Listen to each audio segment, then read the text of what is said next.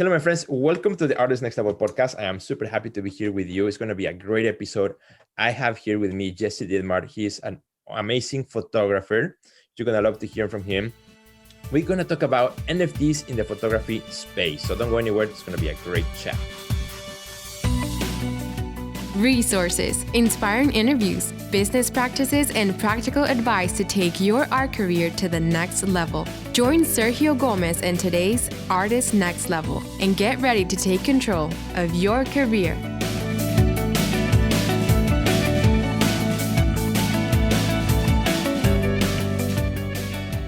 Well, hello, my friends. Welcome back. As usual, super excited to be here with you. And especially for me, because today I have a special person, photographer Jesse Dittmar. He's a very accomplished photographer. He has photographed some of my favorite people in the world, Liv Taylor, Andrew Yang, Will Smith, and many other names that you will absolutely recognize. His work has been in the Washington Post, the LA Times. I mean, you name it. You'll see his work as we go through this conversation as well here. And you may recognize some of the images. Maybe you have seen them somewhere else. So super happy, Jesse, to have you here with me. I know you are a busy man. I'm sure you have all kinds of things going on today. And you're making space for us here to talk about something super excited for artists, NFTs. So thank you, man. How are you?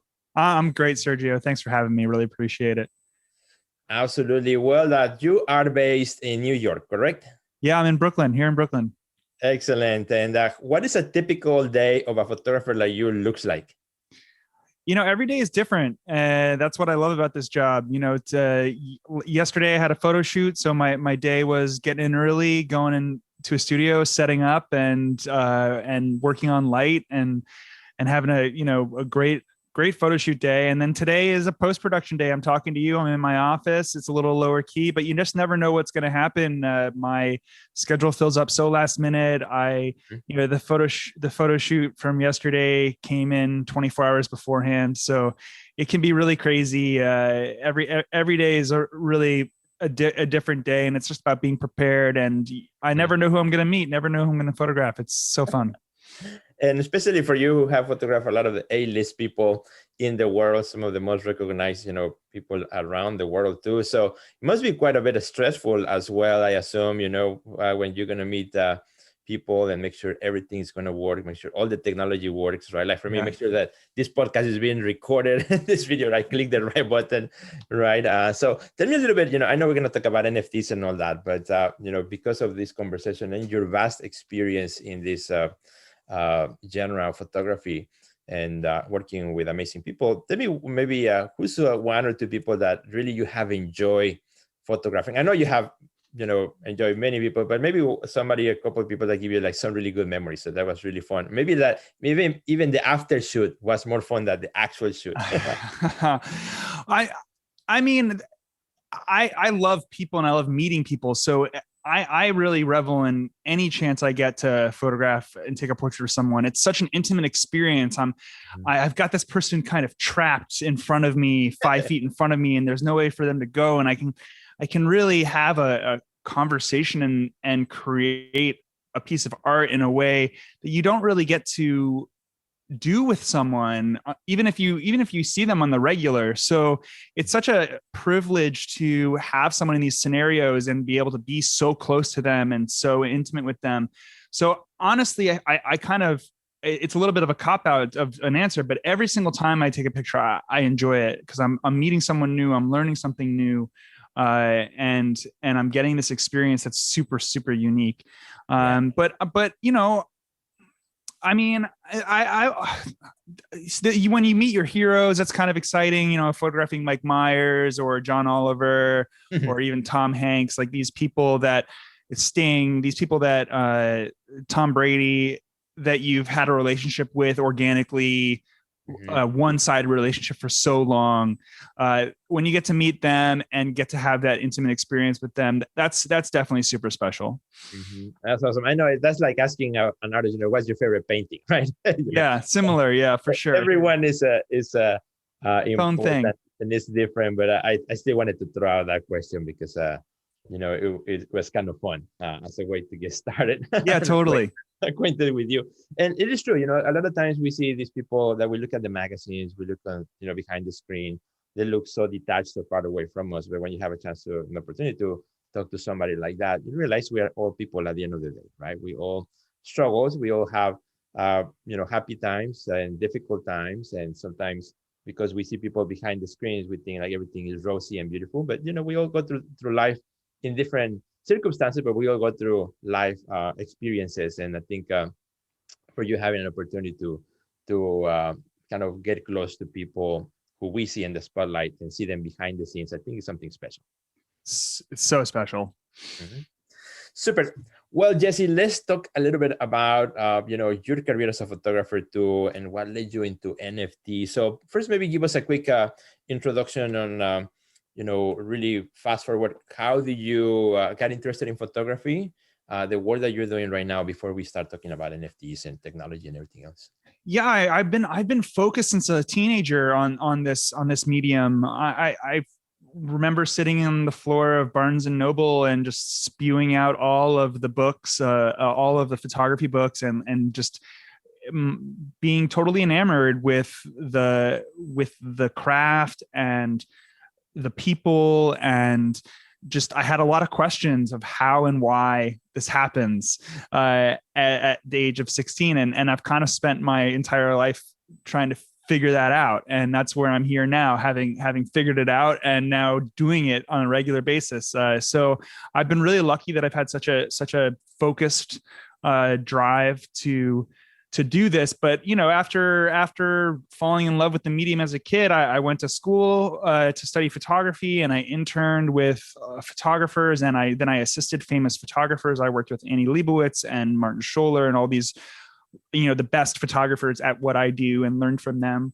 And then I broke out on my own in my late 20s, and, been doing it ever since. And it was crazy. I went from, when you stop assisting, I purposely deleted 90% of my income on one day, basically, because I wanted to become a photographer and not be an assistant anymore. And that was quite challenging. I didn't really start shooting professionally on regularly until for almost 2 years later. So I was kind of jobless for a couple of years there. And then my first year, where things start to really happen and snowball, I had 80 photo shoots in my first year. So it was just like a really crazy process for me. And ever since my career kind of took off in around 2014, it's been pretty steady ever since. And I've photographed some amazing people, and I've been literally living my dream. It's been great. That's amazing. Thank you for sharing that story. And, for many of the kids who are kind of getting introduction to photography right now for the first time, they kind of were born almost already in the digital age, digital photography and things. But for you, as well, for me, we saw the shift, right? From analog to digital. So you lived that as a photographer yourself. Tell me a little bit about that experience, seeing the medium change, and then not only change, but as the speed of how technology changes today. Seems like every month there's like new things coming out. You get a new camera, and next month you have the newest, right? So totally. Tell me a little bit about, experiencing that change. I feel really lucky to have started photography before digital hit hard. It's a different experience shooting on film. You have to, there's just a lot less room for error. And you have to really understand since it's so much more functional and manual, you have to really understand the technology a bit better. And that really kind of rounds you out for when you start photographing digitally. Now, I love digital too, because it provides the opportunity to do certain technical things that you could never think about doing. I mean, even yesterday, I did this photo shoot yesterday. I delivered the edits to the client yesterday. You never could have done that 25 years ago. So everything has sped up significantly because of the technology. But I also try not to focus on tying my craft to the technology. I consider that what I do artistically to be tied to myself and my personality and how I interact with the subject. I love the cameras that I use, and I specifically use specific equipment to help me accomplish the work that I want to make. But I'm always really anchoring my work in things other than technology, because I don't want my work to become obsolete if the technology changes. Right. So although I do keep up and use the best tools available to make my work, I still shoot most of my portraits that you see on my Hasselblad film camera that I bought when I was 17, that was made in the 1960s. Wow. And you know, I just am in love with the image. And so I try to embrace new technology, embrace the tools that help make my work, that are new or old.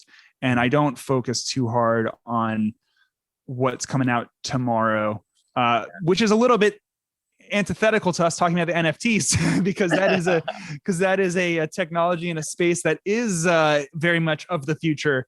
But I don't consider that to be this, working in NFTs to be considering the same as using a new camera or something like that. Exactly. Yeah. There's a difference between the tool, right, versus the technology in which the world moves and changes, and sure. And information is exchanged, between hands and between people and so on. The systems versus the tools, right? I think absolutely maybe it's maybe a better way to big put difference. It. Exactly. So I think actually that's a great segue into talking about NFTs and blockchain and all that. Tell me, how did you get interested into this subject? Is that something that you had been looking at it before? And kind of what was your introduction into that? Yeah, the introduction into blockchain is definitely cryptocurrency. It's Bitcoin and Ethereum. I mean, I've been peripherally interested in it for a long time. I photographed. This is one of the great parts about being a photographer. I had a job where I photographed in 2016 or something like that, someone who is an early adopter of Ethereum and worked on the network. And all of a sudden I had to do some research in order to photograph that guy. And then all of a sudden I know a little bit more about the space, and then I buy a little Bitcoin, and I'm just kind of taking baby steps with the technology as it's growing. And then the NFT thing. So I had an understanding of what the blockchain was, what cryptocurrency was. I didn't really know what NFTs were, but then something on my radar popped of crypto art, and that was in the fall of last year. And when I saw that, I went to myself, okay, well, what's this? And I started checking it out, and my interest really grew from there. I found the space to be pretty inaccessible in the beginning, and it still has a lot of hurdles and friction to get set up in, but it became easier and easier. And as things gained more steam, I was kind of already prepared to jump in.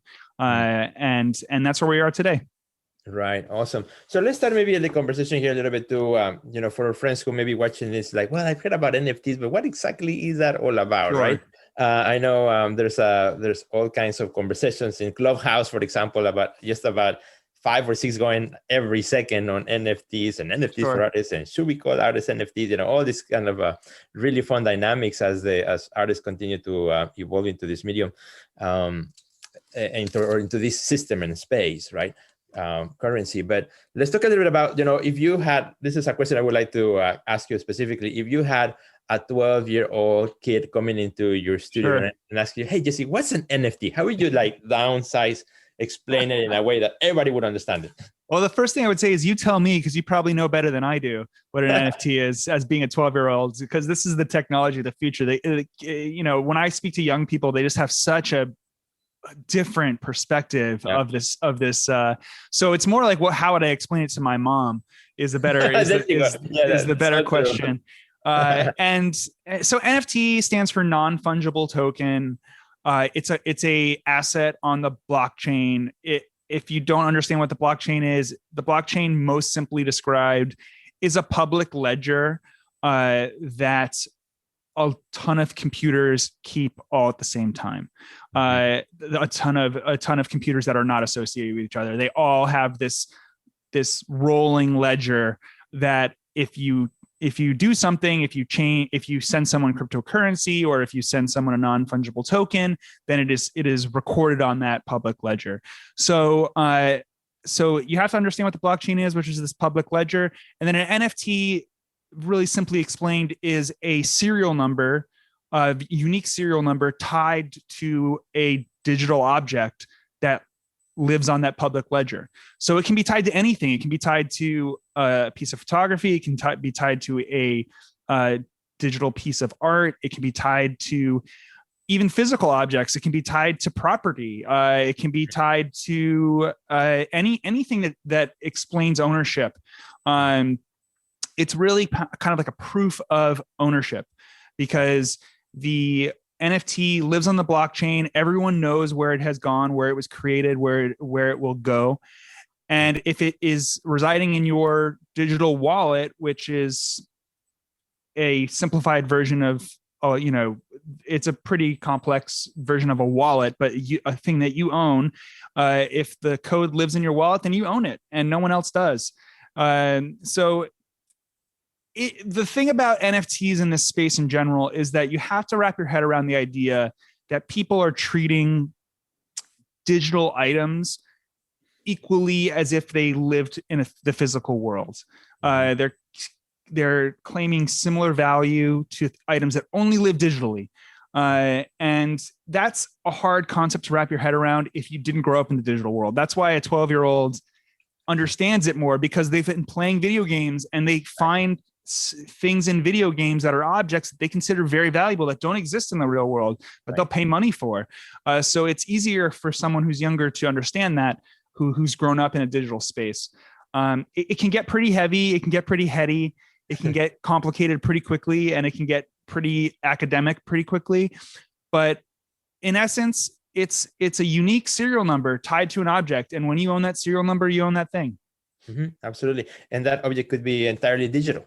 So it could be a digital asset and it's entirely, or it could be a combination, which I've seen a lot of artists also doing combination of, the digital asset and also attached with something that's physical, That's what I'm doing too. Yeah, there's all kinds of really interesting combinations of things. And I totally love how, you switch my question really quickly, from the teenager to explain it to my mom, because you're totally right. I have teenagers at home.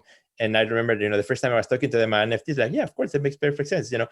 And it's like, geez, you're so right. I remember the first time my kid, when he was like 7 or 8, asking me for money to buy things for his inside the video game. And I remember asking him, so, but what are you going to get? Oh, no, it's just, I just get like this little armor for my character. Yeah. But, it's like trying to figure out, okay, if I give you money, I better get something that I can touch. Just say I pay for this sticky note, right?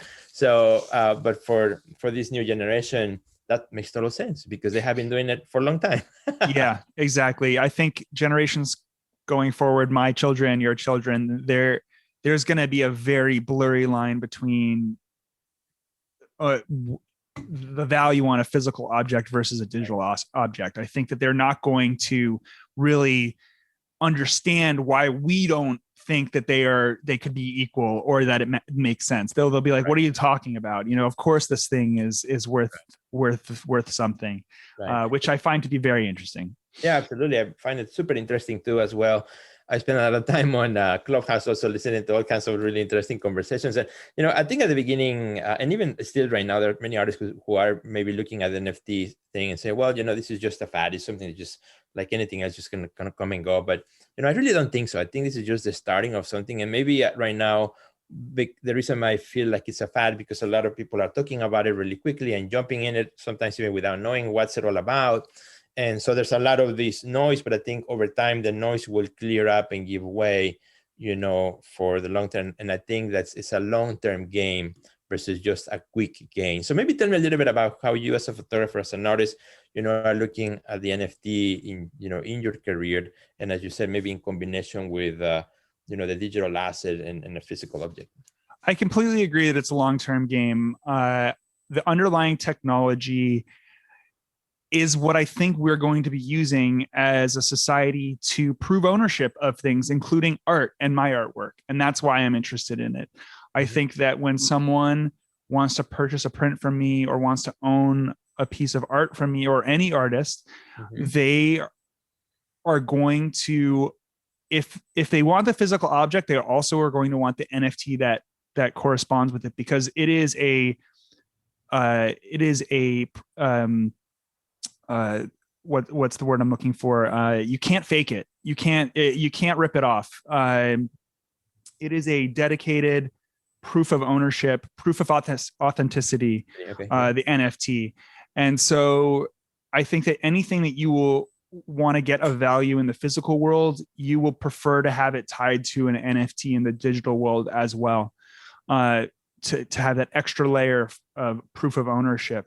It might evolve on how that works, but that's why I'm in the space, because I think it's the future of the way that contracts are done. I think that when I get paid, it's going to be via the blockchain technology. I think that eventually all of our banking system is going to be on the blockchain technology.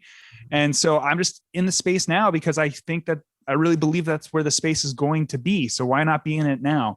I'm not in it to make the quick buck. I'm not in it to put up my work as an NFT and all of a sudden my work is worth more because I have an NFT of it. I don't think that that's the case. I think that it's just where we are going as a society and technology and art. Right. No, absolutely. And I think it's kind of looking at the future specifically, right? I remember when I first purchased my first domain, I purchased the domain virtualartist.com, which is a domain that I kept over the years. And I didn't know what to do with it. I think now I'm starting to say, well, I think maybe there's some value in that. I'm going to start using it. But, when I first purchased my domain, it was many, many years ago, some 20 years ago, probably. The web was very young. There were no platform or software to build your website. You had to hand code it. So that's how I started doing my first website. Was totally hand code HTML. And but I saw the potential. I said, this is going to be something one day. I want to have this domain and keep it and see what happens with that. And I think it's the same thing when it comes to all these new technologies, and when we see that they're adapted not by a small group of people here and there, but it's international.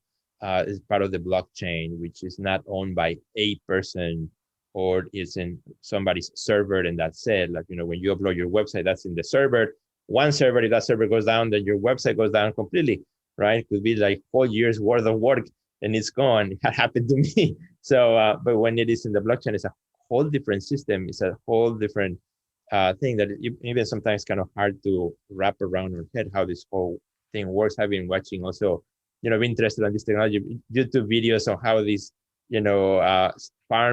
server farms are, all like in Antarctica and different parts of the world, just you're doing all this. And of course, there's all this conversation about the impact of an NFT and things like that. But, also nobody's talking about the impact of using our cell phone and the data servers that are all around the world too. Exactly. Right? Exactly. It's definitely something to keep in mind, but also to look at the bigger picture.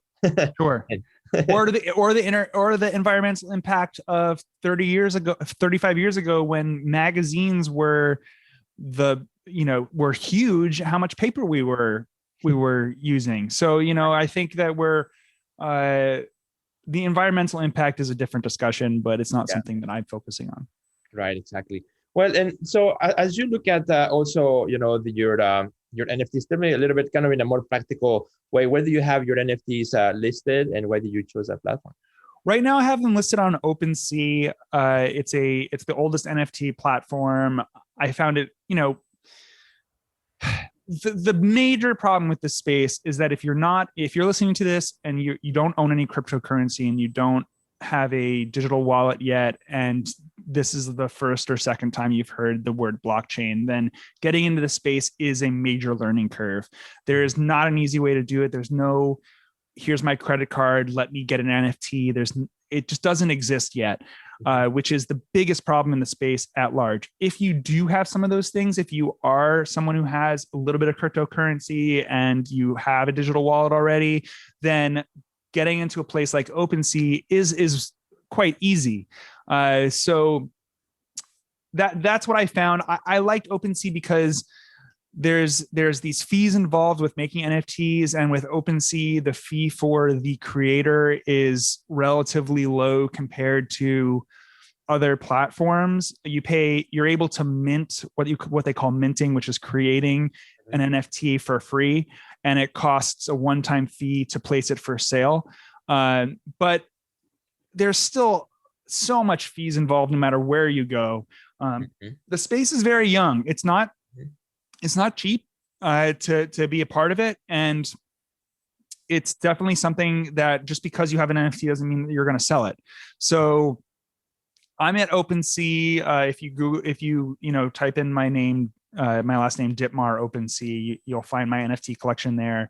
I'm also on this new platform called lazy.com/Dittmar, which is another NFT platform to showcase your portfolio, your work, not necessarily your work, but the NFTs that you own, whether they're yours or someone else created them and you purchased them or were given them. So those are the primary places that I'm at, but there's so many, there's Mintable, there's Rareable, there's so many other NFT platforms out there. There hasn't been someone who has ubiquitously taken over the space yet. So there's a lot of room for growth in this space at large. I think that in very soon, hard to say when, that there's going to be a player that takes over the space. All these websites are jockeying for that place right now. And eventually someone will kind of be the place to be. And hopefully they will also be able to lower the barriers to entry, because, when I had my Tom Brady up for auction, my first NFT that I sold for auction, a portrait of Tom Brady, I had many people reach out to me saying, I can't bid on this. How do I bid on this? And that's a big problem, in my opinion. The people that are in the space that are purchasing NFTs right now are not everyday people. They are people that are cryptocurrency people, people who've been in the cryptocurrency space for a long time. So, before you jump into the space, you got to wonder what's going to be popular with the demographic that's in there right now. And it's still very niche. Right. And I think speaking of those who are already there and ready to participate as collectors, I think for many of them, gives them also an opportunity to collect, which maybe perhaps they had not in the, art world per se, but now they can participate and engage directly with the artists that they're collecting and things like that. So it opens up a whole new array of collectors in a space where there's no intermediary. Absolutely. That's another thing that's really exciting about it, is that if you want to get into the space, there's so much new artwork out there. And if you are just excited about being able to be a part of a new artist community and start collecting art that you like in this space, I mean, it's still in such its infancy that you can get artwork for very cheap. That, if who cares what it's worth tomorrow if you love it. And so it's an amazing space that's completely democratized, that you don't need to go to a gallery. You don't need some fancy gallery in Chelsea, New York, telling you what's good and what's not.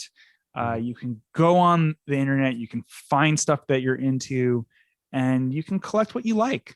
Right, and support an artist who, maybe right now putting himself or herself out in the world for the first time. That would be really cool. And now, for you as an artist of, who has a vast career, you have, I'm sure, gigabytes and gigabytes of material, right?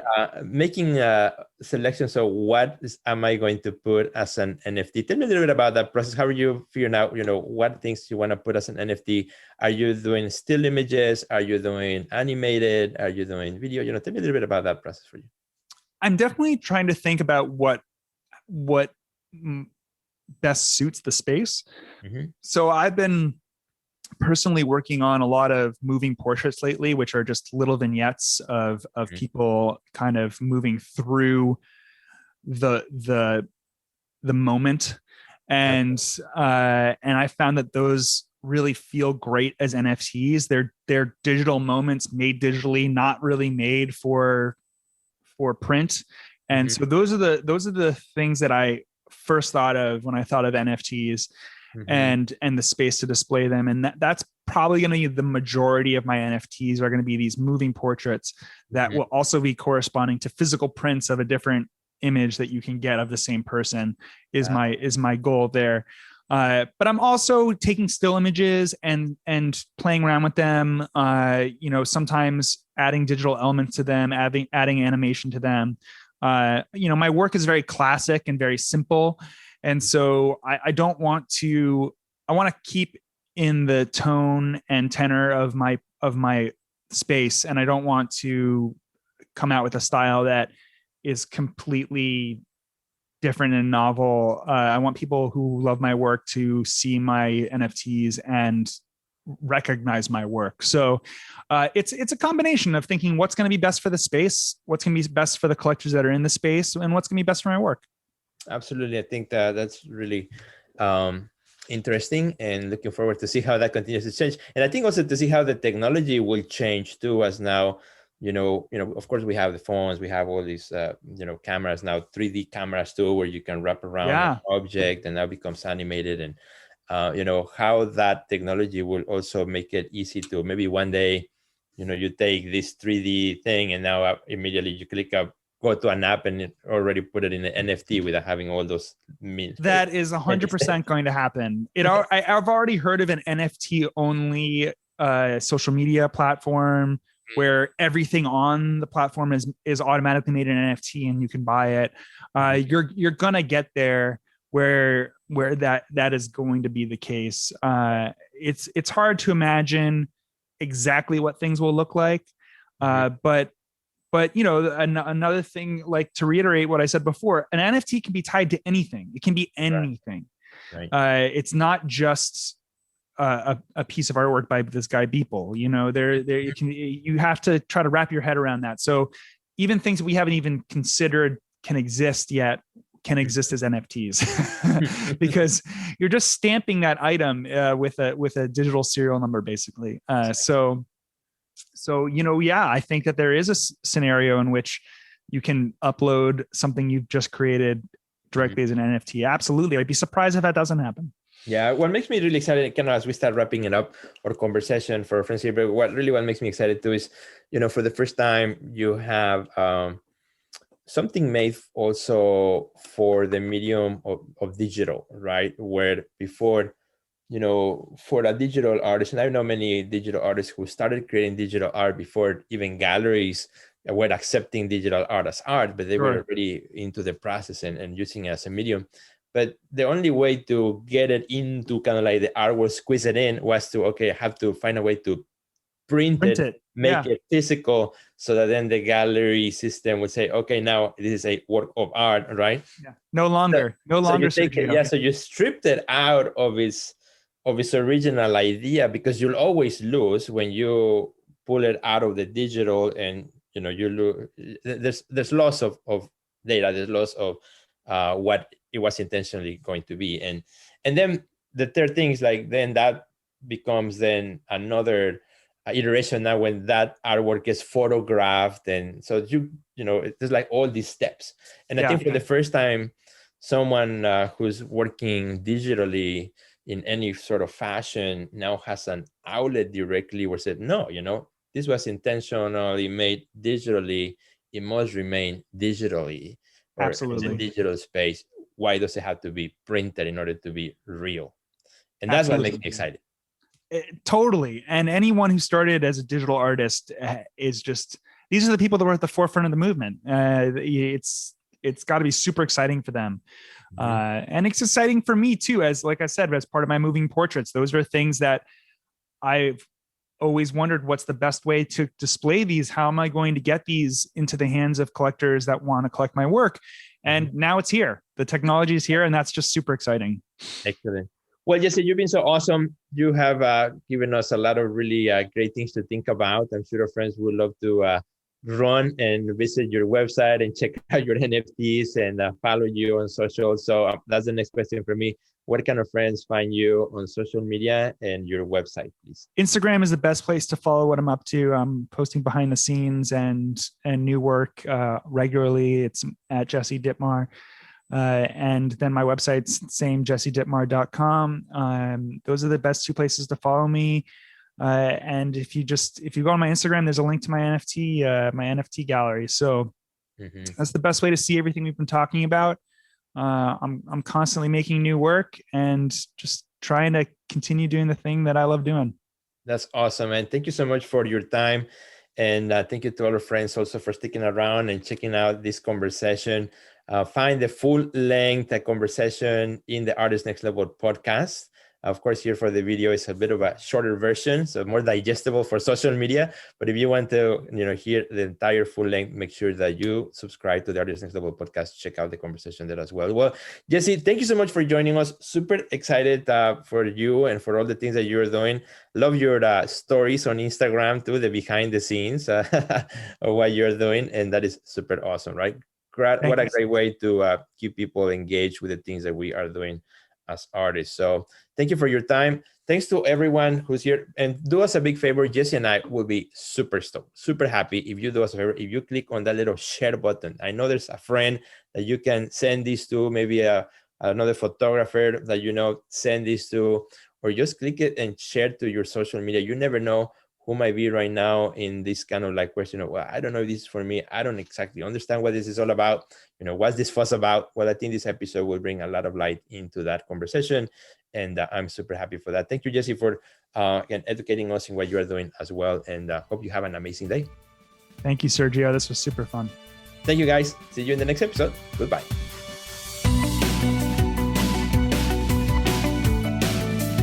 Check out our website at www.theartistnextlevel.com, where you will find our podcast library, learn about our upcoming webinars, find resources relevant to your career, and much more.